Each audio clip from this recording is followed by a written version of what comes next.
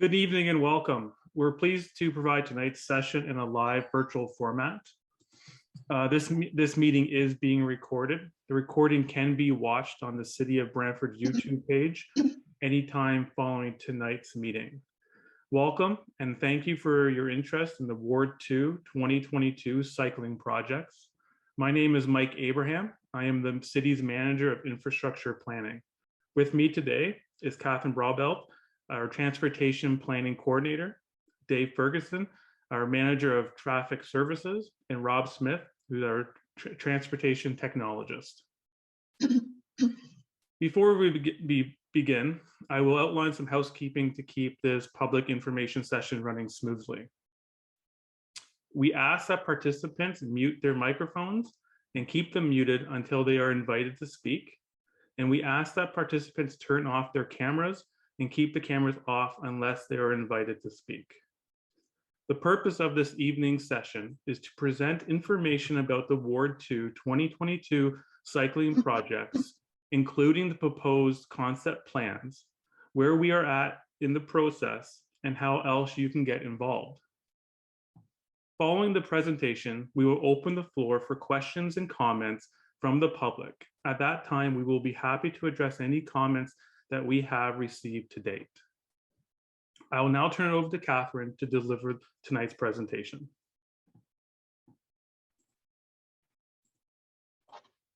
Good evening, everybody. Thank you for joining us. The City of Brantford is working hard to expand our cycling network to encourage cycling as a viable form of active transportation throughout the city.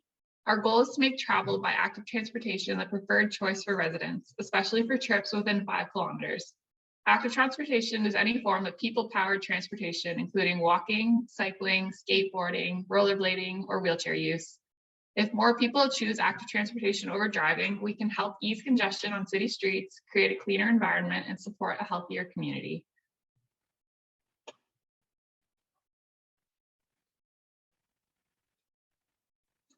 The city has proposed to add cycling facilities to 8 roadways throughout the city in 2022. In Ward 2, these roadways include Ava Road, Balmoral Drive, Ewing Drive, and Tollgate Road. The other 4 roadways take place in Ward 4, include Edmondson Street, Elgin Street, Empey Street, and Henry Street. There is a public information center taking place for these 4 projects this upcoming Thursday, February 10th.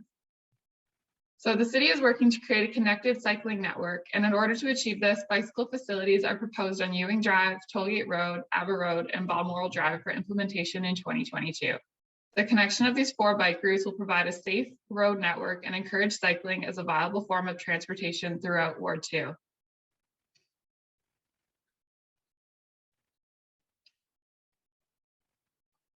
So the first one is Ava Road, and it's identified in the cycling corridor in the city's transportation master plan. The bike lanes will run from Hardy Road to Westmount Boulevard. The proposed changes include 1 bicycle lane and 1 vehicle lane traveling in each direction. Some traffic calming devices called chicanes will be installed along the roadway, and we'll talk about those more on the next slide.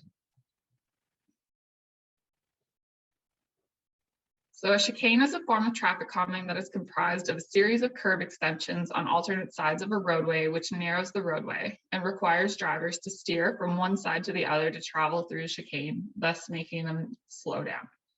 The purpose of these traffic calming measures is to reduce vehicle speeds on local streets and discourage traffic from using Ava Road as an alternative to Paris Road. Balmoral Drive is also identified in the city's transportation master plan to be reconfigured to include bicycle lanes. These bike lanes will run from Smith's Lane to Oxford Street, where it will provide a necessary connection to the existing bike lanes that are already in place on Oxford Street. The proposed changes include having 1 vehicle lane in each direction, 1 bicycle lane in each direction, and a parking lane on one side of the road. Buffer lanes are proposed between the vehicle and bike lanes to provide greater separation, and between the bike lane and parking lane to eliminate dooring.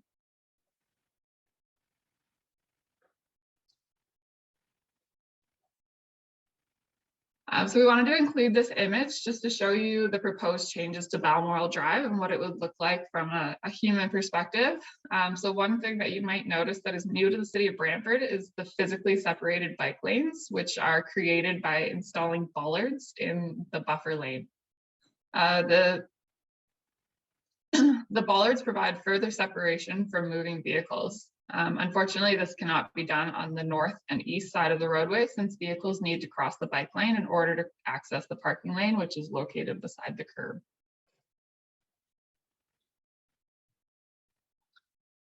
Due to road width restrictions, on-street parking can only be permitted on one side of the roadway with this new configuration. The city conducted a parking study to determine where vehicles park the most along Balmoral Drive and also determined which side of the roadway would allow us to keep the most amount of parking.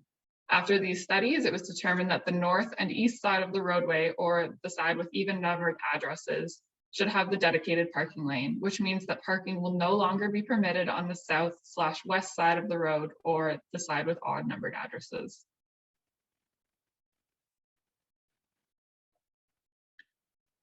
So Ewing Drive is also identified as a cycling route in the city's transportation master plan. These proposed bike lanes will provide a necessary connection to the proposed bike lanes on Balmoral Drive at the north end of the street and the proposed bike lanes on Tollgate Road at the south end of the street. They will also help encourage active transportation as a viable form of transportation to travel to Coronation School. The proposed changes consist of one vehicle lane and one bicycle lane in each direction. The road narrows on the 403 bridge, so sharrows have been proposed for that short section of roadway, and vehicles will have to share the road with cyclists. Again, this 3D rendering has been put together to help you visualize what the roadway would look like once completed.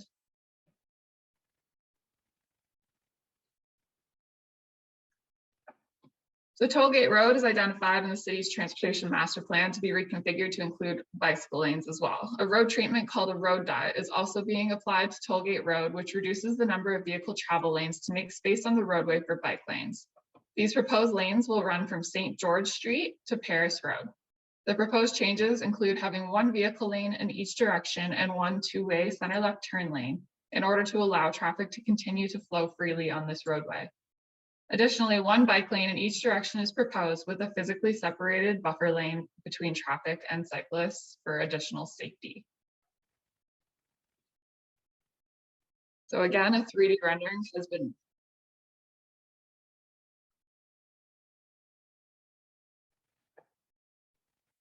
So we want to hear what you have to say about the proposed changes to each of these proposed cycling routes. A survey is online right now on letstalkbrantford.ca/bike lanes. And we want to hear what you have to say through that survey. We welcome any concerns, comments, questions, or even if you just want to let us know if you support the project. And the survey will be available until February 16th, 4:30 p.m. As always, you can always email me at kbroadbelt@brantford.ca, and I'm happy to answer any additional questions you have beyond today's Public Information Center.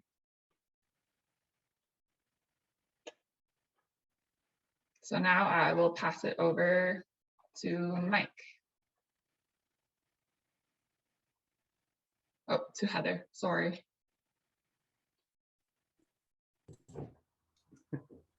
Hi, everyone. Thank you very much, Catherine, for that presentation. And to introduce myself, I'm Heather Carvello. I am the city's manager of communications and community engagement. And I really want to thank you all for taking the time to attend this public information session. It's a really important project, and we appreciate you taking the time to come here and provide your feedback. So we're going to use the remaining time in tonight's meeting to take questions and comments, as Catherine said.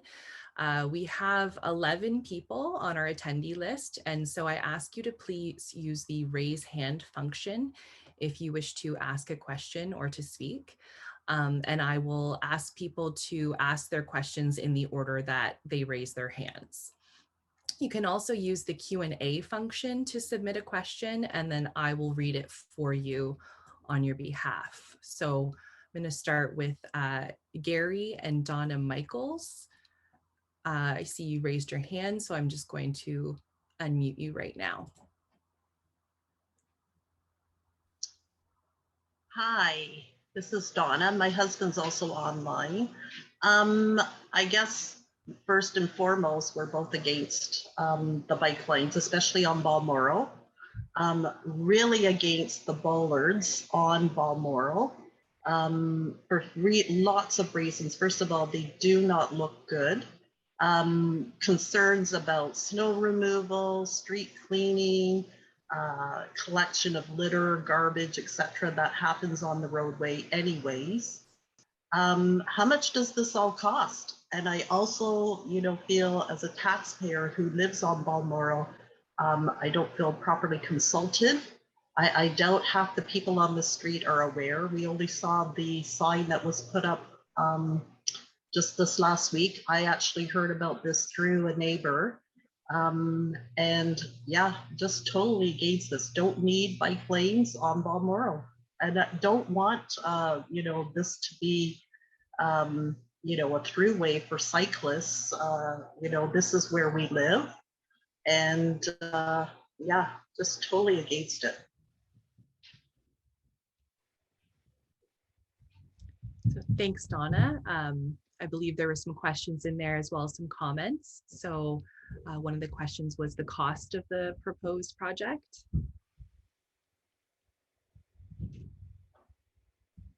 Yeah, so I can help with that. The total cost estimate currently is about $67,000 for the bike lanes on Balmoral Drive.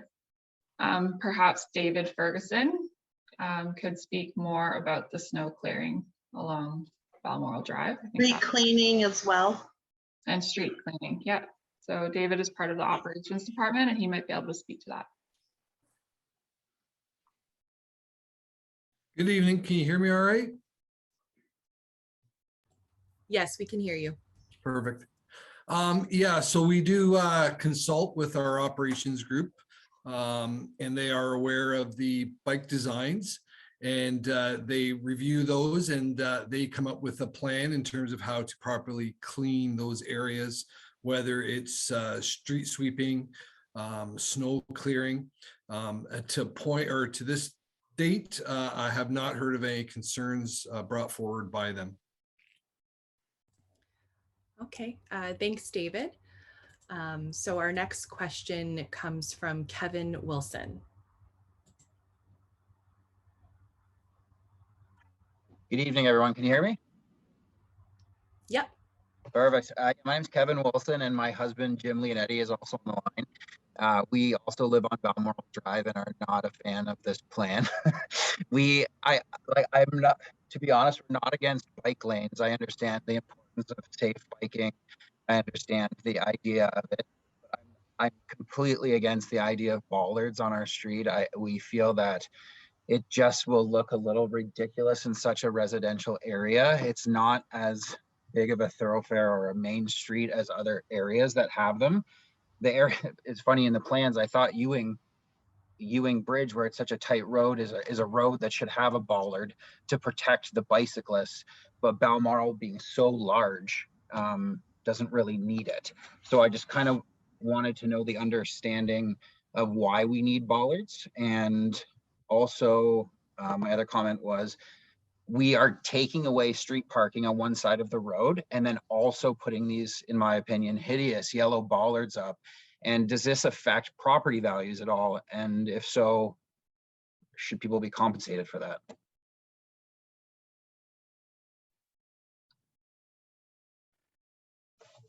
So I can speak to why the bollards were decided to go into this proposed plan.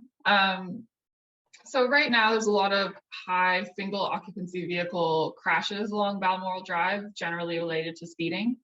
So basically the bollards were consulted to be put in for a narrowing effect on the roadway, making the roadway feel more narrow, generally makes cars go slower. So this was a solution to that, as well as providing that separation to cyclists. Sorry, did you say what type of accidents were there on Balmoral? Just single vehicles, like small vehicle crashes. Oh, okay. I'm Jim Leonetti. I've lived on Balmoral Drive for 40 years, but that's more news to me, but I guess I don't, I'm not privy to all of, the accident reports. But if you're going to put bike lanes on Balmoral, which I think is not needed because it's wide enough as it is, people are still going to bike on them, whether there's a bike lane or not. I don't believe that if you're putting bollards on the side that we can't park on, and not have the bollards on the other side. I think you should either not have them at all on Balmoral or have them on both, which I don't think I understand the concept of bike lanes through the city and you want it to be connected, and I know you're just going to do it anyways, but if we can please just reconsider the bollards. The last thing I want to do is look out my window and have my parking on my side of the street taken away and replaced with ugly yellow bollards sticking up that I'm going to see all year long for maybe 4 to 5 months out of the year's use. So I would just beg to reconsider the use of the bollards, because I know you're still going to put the bike lanes in regardless of what anybody says, but please reconsider those. Okay, yeah, and that's what this public information center is about. We do want to hear what you have to say about these new proposals for the city. Basically, we propose the bollards as something that is the upper hand safety level that we can install for bike lanes. That's what we're trying to propose to make them as safe as possible. But if most of the public is against them and they just want paint on the ground with buffered bike lane paint, like that's something that we can also debate. So that is what these conversations are for, is to hear what you want on the ground. So we do hear that. Okay, so just on that point, so going forward after this meeting, how do we know or make a change or find out if something's been amended, or what do we do from here? Like it's a great idea to know that you guys want to hear what we say, but what can we do from here to make sure it's taken into consideration? Yeah, so we have the survey right now as seen on the screen in front of us. Yep. That's on Let's Talk Brantford. So we generally get a lot of responses through there. And one of the questions on the survey is, how does the general public feel about different levels of protection? So one of the images in the survey might be with the bollards and the bike curbs. One is just the bollards, and then one is just line paint on the ground. So if we're getting responses that 90% of the population is only going to use the bike lanes if there's bollards, then chances are we're going to install the bollards. But if people are responding that they only want line paint on the ground, and that's what the majority of the public will choose to use, then that's what we'll do. Okay, thank you, Catherine, and thank you, Kevin. I'm just going to move on to the next person who has a question, but you can absolutely ask another question if you have one. I just want to make sure we have time to get to everybody's. Thank you, Heather. So Paula, you should now be able to unmute and ask your question. Thank you very much. Appreciate having this opportunity. So I live at 71 Tollgate Road. So for those of you who don't know where that is, that's essentially at the intersection of St. George and Tollgate on the east side. So just between St. George and the bridge. So we have a lot of traffic that passes by here. I've lived here for 12 years and I've observed many things living on this street. So when the notification came in the mail today about this potential change, and I should also say that I speak on behalf of my household. So I have a partner in the home who's an adult. I have a teenager who's a driver, and I have a teenager who's a cyclist. So I consulted all of them, and my feedback is based on sort of all perspectives, just so I wanted to be clear on that. So the main concern is the sheer volume of traffic on Tollgate on a daily basis due to the high school, the school board office, several multi-unit dwellings, the school buses in the morning. Like, it is a very busy street on a normal day. And then add to that recently the expansion of the addition of a new fire station just over the bridge, which means that oftentimes those fire trucks are using Tollgate to get to a service call. So again, that in addition to the regularly heavy traffic, to me poses an additional challenge of a safety issue. The other thing that is sort of an outside of the ordinary thing that occurs, but I've seen it a number of times, is if the 403 is closed at Paris Road for whatever reason due to an accident, they divert the traffic down Tollgate back to the 403. So again, like, I've lived here 12 years, I've seen it, probably a handful of times, but again, that sheer volume of traffic in the current state of affairs is a problem. And then add to it the minimized lane option. So again, just what consideration, I'm sure lots of studies and looks have been done at that, but just the sheer volume of housing, different types of multi-unit dwellings on the street, like, how does that all fit into a reduced traffic footprint. So that's my one question. So I don't know if you want to answer that. I have another comment to make as well. So it's up to you if you want me to proceed or just wait. Sure, yeah, I can answer that first question for you. Yeah, so those out of the norm situations, like when the 403 is closed, are not generally caught in our traffic counts, just because it is like a 1 in a million chance that it's happening. But generally when we do these roadways and we input a road diet like this, where we're going from 4 lanes to 3 vehicle travel lanes, we do conduct traffic studies and make sure that the roadway is still operating at an acceptable level of service, and that it will still handle the capacity of cars that is needed along that roadway. So studies have been done, and it is shown that it will still operate at an acceptable level. Okay, again, and I appreciate that. It just, as a person living here for the past number of years, I do find that hard to believe, but I'm not being contradictory. I'm just stating my observations. Yeah, the use of the center left turn lane that's kind of how we keep traffic flowing. So if anybody's turning left, because I know it is a lot of driveways, a lot of schools, apartment buildings along that roadway. So the center left turn lane is used so that any cars that are traveling as through traffic are still able to continue doing so, while other cars can stop to turn. Okay, so the purpose of that. Sorry, would the school buses then use the center lane, or they would still? Again, the school buses in the morning, it's quite busy, so just not sure how that fits into it. Yeah, they've got the bus lay-by that's in front of the technology school, so they're supposed to be using that. That should be where the buses are stopping. Okay, and then my other question. Oh, I think you might have muted yourself. Yeah, Paula, I think you're on mute. I think we are just going to move on to the next question, but if you wanted to ask your question after, that's fine. I just want to make sure everyone has an opportunity to speak. So just go ahead and use that raise hand function again, and then we'll add you to the list again. Councillor Sless actually has a question. His hand is raised. Yes, thank you, Heather. I'm mainly here to listen, but hearing the comments that I've heard, I've got a couple of questions to ask. One is, bollards are perceived to be yellow sticks. Are there bollards available that are aesthetically pleasing as opposed to a yellow stick? That's the first question. And the second question is, I would tend to think that North Park Street and Tollgate Road are somewhat similar in their usage. They all have a lot of multi-residential. They have a high school. They have a lot of things in common. And I'm just wondering if you can give me the traffic volume on North Park Street and the traffic volume on Tollgate, and if you could identify any problems that have been encountered at this point on North Park Street after the bike lanes were put in. That's it. Thank you. Yeah, so in terms of the bollards, no, they don't have to be yellow. Bollards come in many shapes, sizes, colors, types. So that's something that hasn't been decided on, what color they will be.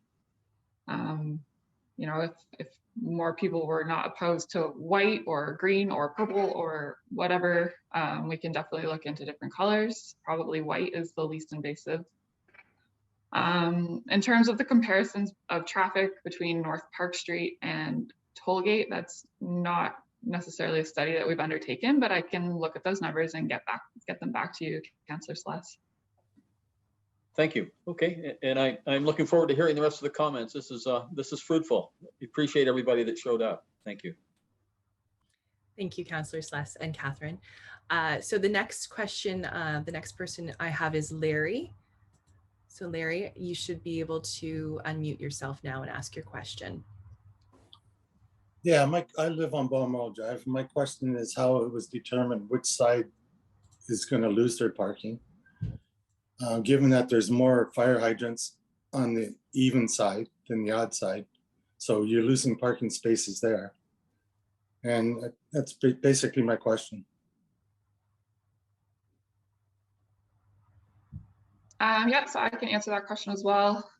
Even with the fire hydrants on the north side of the road, it still allows more parking in general. Big factor in that is the fact that at the very north end of the street near Smith's Lane, the parking lane will be located beside the golf course there. So instead of having driveways taking away parking space, it's able to have continuous parking there. So yeah, just generally the most amount of parking that we could keep on the street was calculated, and that was what determined it. Not at our end. Could I ask another question? Yep. If their bollards are going to be in front of my house and I decide I want to widen my driveway to accommodate more vehicles on my property, will I still be able to do that? I think that's something that would have to go through the planning department, but if that is something that is approved, then yeah, we could look at moving the bollards. Generally, there's only one bollard between each property, so I don't think it should impact your property that much. Okay. And that's one reason I'm opposed to the bollards as well. Okay, that's my comments. Thank you. Thank you, Larry. So now the next person I have with a raised hand is Ed. Ed, you should be able to unmute now.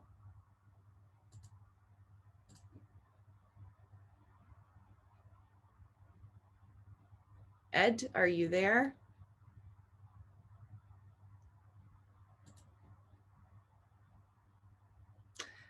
Okay, I'll move to the next person. Paula, you had a question before, so I'm going to go ahead and ask you to unmute and ask your second question. Thank you. So I have the diagram in front of me. I'm just a bit confused about the way that the bike lane is going to end at St. George and how, so it's a bit confusing, but right now it's 2 lanes if you were heading eastbound towards the bridge on Tollgate. So the proposed bike lanes end at St. George Street. So right now it's 2 lanes before at the stop sign. It's 2 lanes after the stop sign towards the bridge, and then it merges down to 1 lane.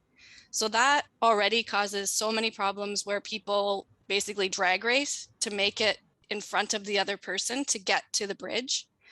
That stop sign as well is a nightmare. People decide that it's optional to stop all the time. If I had $1 for every person who failed to stop at that sign, I would sell my house and move to somewhere really expensive because it happens all the time. So my question is, how do you transition the bike lane at the, I guess, the west side of St. George to the non-bike lane on the east side, so between St. George and the bridge?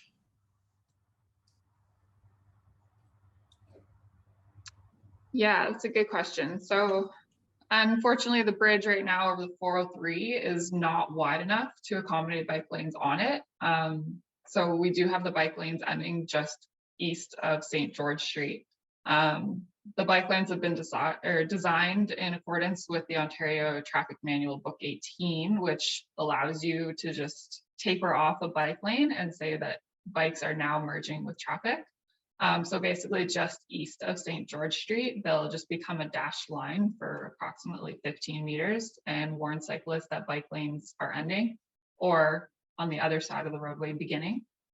And yeah, that's our treatment for it right now. It is identified in the Transportation Master Plan that there needs to be some special treatment in order to get across the 403.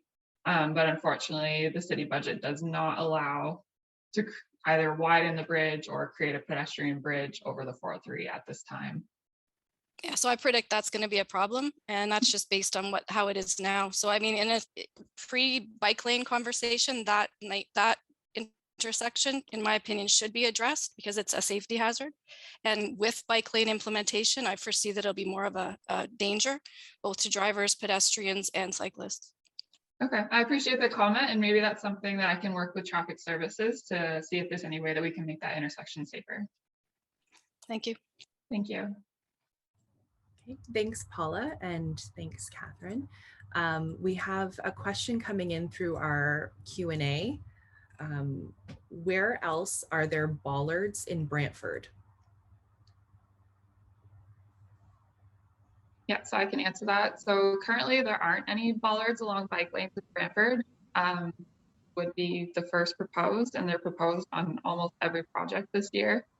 We're wanting to create a safer cycling environment. The Ontario Traffic Manual Book 18 was just updated this past year. And it generally doesn't recommend just painted bike lanes anymore. It's not generally the standard that cities want. So this would be a first for the city of Brantford, and we're just trying to create a safer cycling network. Okay, thanks, Catherine. The next question I have through the Q&A is, I live along Ava Drive and I really like the idea of bike lanes for this area. Based on the slides previously, bike lanes need about 3 meters in width. Is there enough space on Ava for this? So that's also a good question. We've been going back and forth with design on Ava. What we've kind of ended up with is having the bike lanes on the one side of the road. I can take you to that slide actually.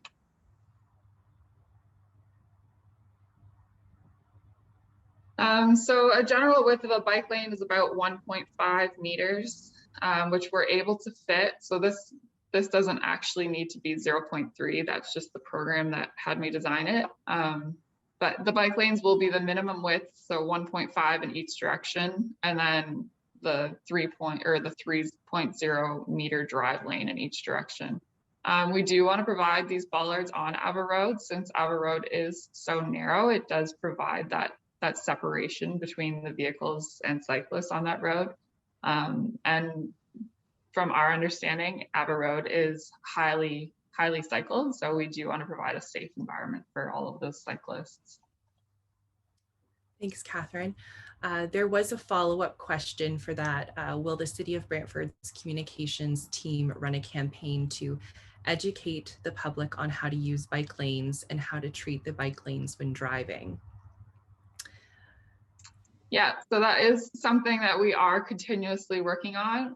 It's been a little bit more difficult to reach out to the public in the past 2 years with COVID, but we do have ideas for this summer to engage the public face-to-face, education campaigns on the trails at the Brantford market. As well, after the public engagement is done for this, we are sending out follow-up question and answers that we heard throughout the process. And included in that will be an engaged or a public education piece, basically, just to try and reach as many households as possible that way. So we are always trying to engage and educate, but yeah, we're working on it. Great, thanks, Catherine. Okay, so we have Ed, you've raised your hand. You should be able to unmute yourself.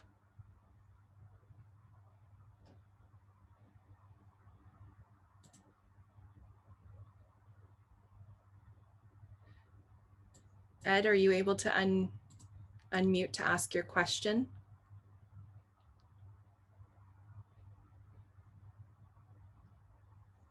Okay, I'm not sure. Must be having technical difficulties, but I see Councillor Sless has raised his hand again. Yes, thanks, Heather. Just to the folks that are commenting on Ava. Ava Road, we've had a couple of neighborhood meetings that were very well attended regarding speed on Ava Road. And I think that those meetings will probably continue to refine how that gets narrowed down to slow down the traffic. The bollards, everything, and there's other options that were being put in there to narrow that street down because they're having a problem. It is a shortcut for people that don't want to use Paris Road coming out of the Northwest Industrial Area. So for the folks that are listening that are concerned about Ava, there will be follow-up in-person meetings coming as soon as I guess the pandemic allows us to. But there's a number of concerns on that road, not only the traffic and the speed, but the at Gaywood there's kind of a rise that in the road that creates a sightline hazard as well. So there's a number of things. There's a potential for a stop sign there. There's a lot of things that are being looked at to calm traffic down because it is running rampant on Ava Road. Just throwing that out there for folks, maybe they weren't aware that there had been meetings, but there have been, and that there will continue to be till we get this refined. Thanks, Heather. Yes, thank you, Councillor. So right now, no one else has their hand raised. Ed, I know you were trying to ask a question. If you wanted to type it into the Q&A, I could read it. I know you were having technical difficulties unmuting. So does anyone else have any questions or would like to raise their hand to provide comment? I'm not seeing any. So, oh, I have one from Kevin Wilson. Kevin, you should be able to unmute. Awesome, thank you. I just wanted to ask if there's going to be any more meetings about Balmoral specifically. Only reason being is I know a lot of our neighbors didn't receive the letter, received it last minute, or there's some elderly people on our street that don't use the can attend a virtual meeting. So is there another opportunity because of the short notice for another meeting on this topic?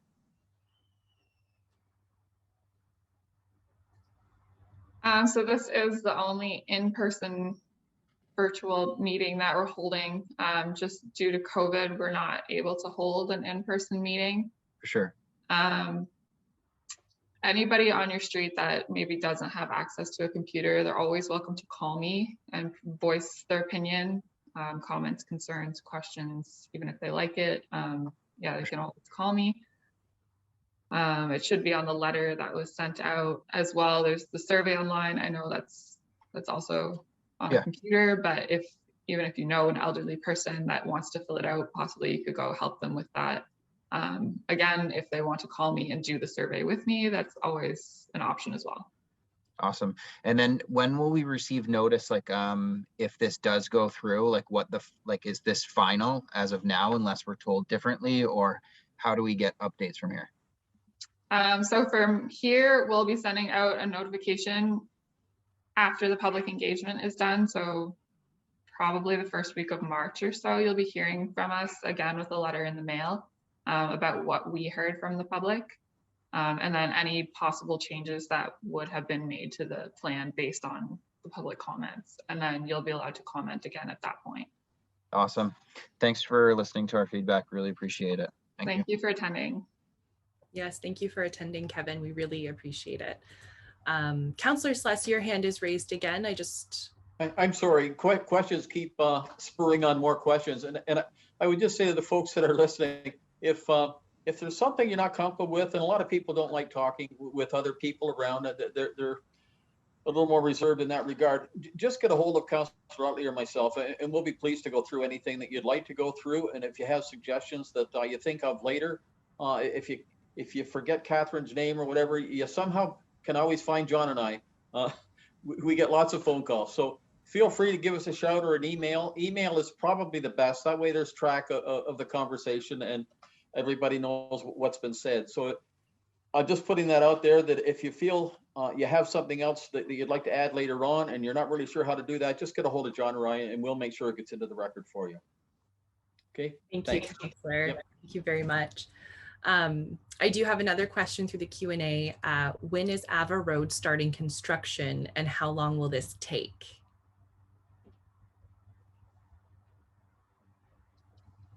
Yeah, so the hope is to start Ava Road sometime this summer, depends on when contracts get finalized. Construction would finish probably no later than the beginning of November.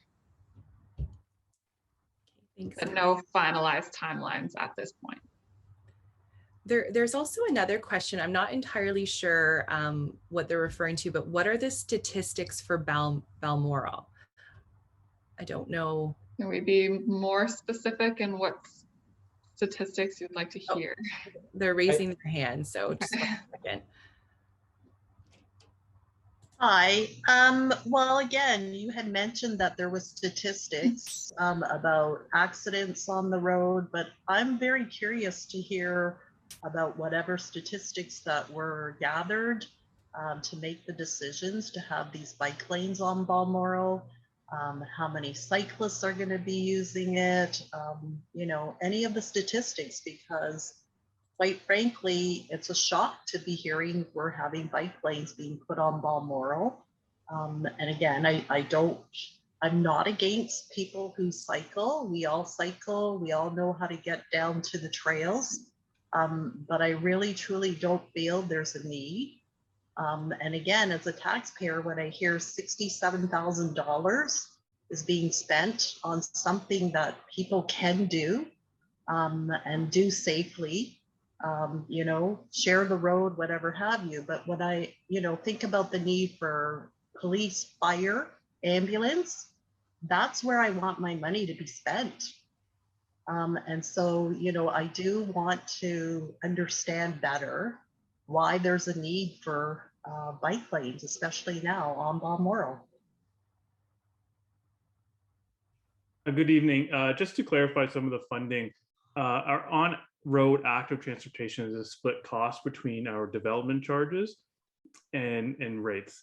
So it's a 50-50 split. So the 67,000 that would be allocated for Balmoral, half that is from our DC reserves.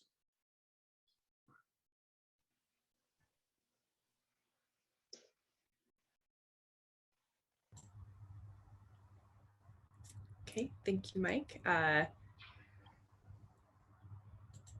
Nick, I'm going to unmute you so you can ask your question. Hi, everyone.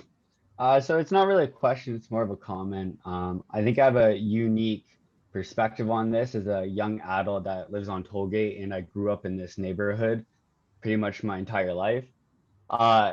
One thing that I think a lot of people aren't really focusing on is how well a project like this builds community and community development for active transportation and things like that. You got to think the community and the children that are growing up in these neighborhoods and how their access to schools, even high school students in these areas would benefit from this. Even increase in active transportation has much more benefit to individual people for like health and well-being. So not only focusing on cyclists that use these roads for sport, but also thinking about the kids that are trying to get to school. And that's why boulders and things are also safer for children who are learning how to ride a bike and getting to school. So these are just some things to keep in mind when these projects do happen. Thank you very much, Nick, for that comment. And thank you for attending tonight. It's much appreciated. Councillor Sless, I see you have your hand raised. Yeah, I'd just like to maybe enlighten the lady that was concerned about costs and that, which we all are.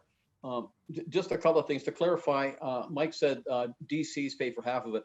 Just to clarify what that is, those are development charges, and that's a charge that a developer pays when he's building a new home within the city, and that's used to offset the cost of further services that will be required because the population is growing.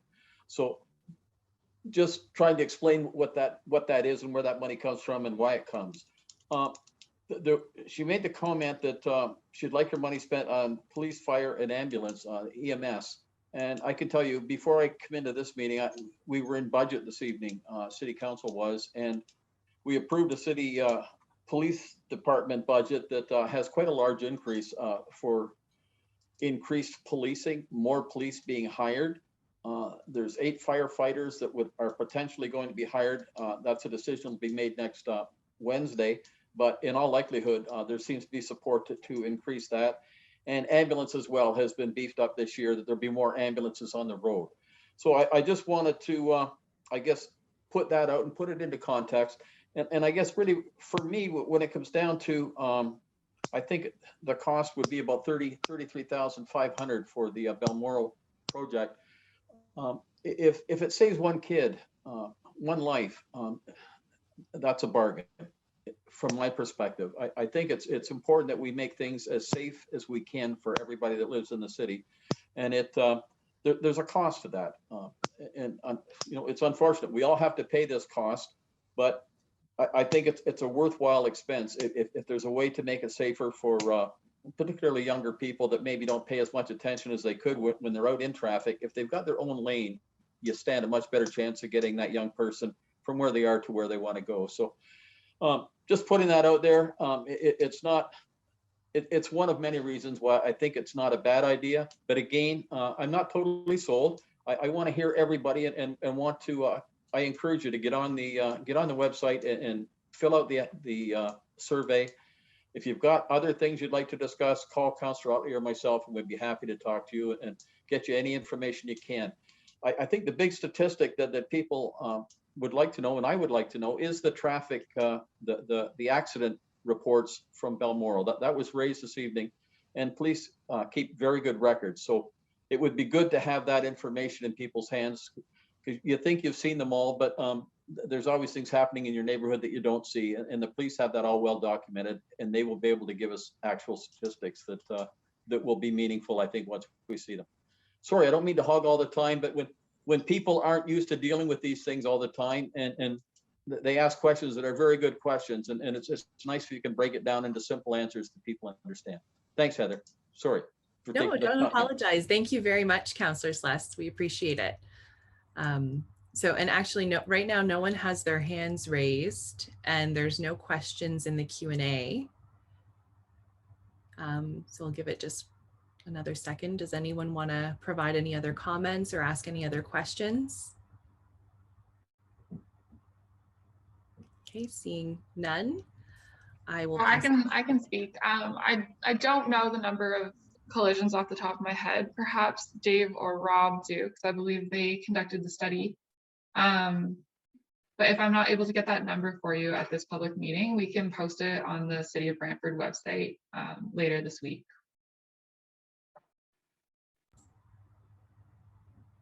Okay, that's great. Thanks, Catherine. And we do have everyone's registration information, so we can certainly send that notice out to you directly to your email. So seeing no other questions or comments, Catherine, I'm going to pass it back to you.